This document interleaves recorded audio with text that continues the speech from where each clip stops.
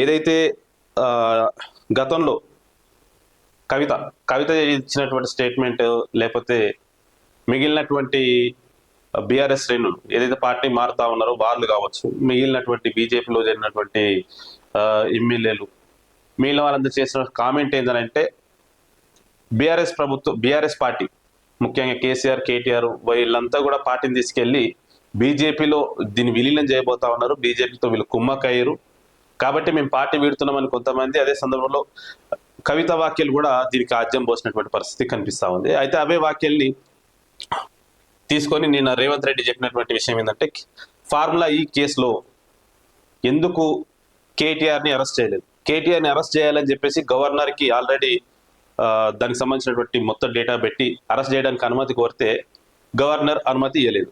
అట్లాగే కాళేశ్వరం ప్రాజెక్టు పైన సిబిఐకి ఎంక్వైరీకి పంపించినప్పటికీ, ఆ కేసు సిబిఐకి అప్పగించినప్పటికీ ఇప్పటికీ ఎఫ్ఐఆర్ నమోదు చేయకుండా కేసీఆర్ని ఎందుకు అరెస్ట్ చేయలేదనేది నిన్న రేవంత్ రెడ్డి ఇచ్చినటువంటి స్టేట్మెంట్లో ముఖ్యమైనటువంటి. నిజంగా ఇది ఆలోచిస్తే నిజంగా అది నిజమే అనిపిస్తుంది. ఎందుకంటే బీజేపీ పదే పదే అటు బీఆర్ఎస్ని, అటు కేసీఆర్ని, కేటీఆర్ని విమర్శ చేస్తూ ఉన్నప్పుడు తప్పులు జరిగినాయని చెప్పేసి కాళేశ్వరం ప్రాజెక్టు పైన అవకతవకలు జరిగినాయని చెప్పేసి మాట్లాడేది వాళ్ళే.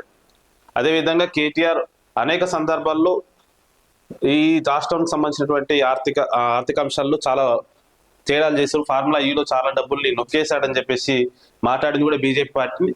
ఈరోజు వాళ్ళిద్దరిని అరెస్ట్ చేసేటువంటి బాధ్యత, వాళ్ళని చట్ట పరిధిలో అదుపులోకి తీసుకున్నటువంటి అవకాశం బీజేపీ పార్టీకి ఉన్నప్పటికీ కూడా ఎక్కడ కూడా వాళ్ళ మీద కేసులు నమోదు చేయడం కానీ, వాళ్ళని అరెస్ట్ చేయడం కానీ జరుగుతలేదు. అదే సందర్భంలో లిక్కర్ స్కామ్ లో అరెస్ట్ అయినటువంటి కవిత కూడా ఈరోజు బయటకు వచ్చి జాగృతి పార్టీ పెట్టుకొని, జాగృతి సంస్థ పెట్టుకొని ఈరోజు తిరుగుతా ఉంది.